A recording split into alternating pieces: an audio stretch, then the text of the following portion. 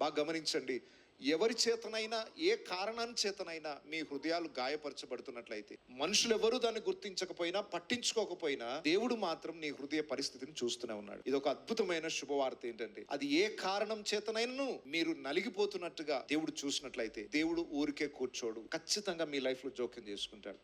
దేవుడు లేయా జీవితంలో జోక్యం చేసుకున్నాడు. యాకోబు నిర్లక్ష్యం చేస్తున్నాడు. లేయా హృదయంలో ఉన్న వేదన ఎవరు చెప్పుకుంటుంది చెప్పండి? తండ్రికి వెళ్ళి చెప్తుందా? ఇంకెవరైనా అన్నదమ్ములు ఉన్నారా? ఇంకెవరైనా బంధువులు స్నేహితులకు పంచుకోగలుగుతుందా? అసలు లేయా ఆమె బాధలు ఎవరికైనా చెప్పుకున్నట్టు మీరు చూసారా? అసలు ఆమె మాట పట్టించుకునే పరిస్థితి లేదు.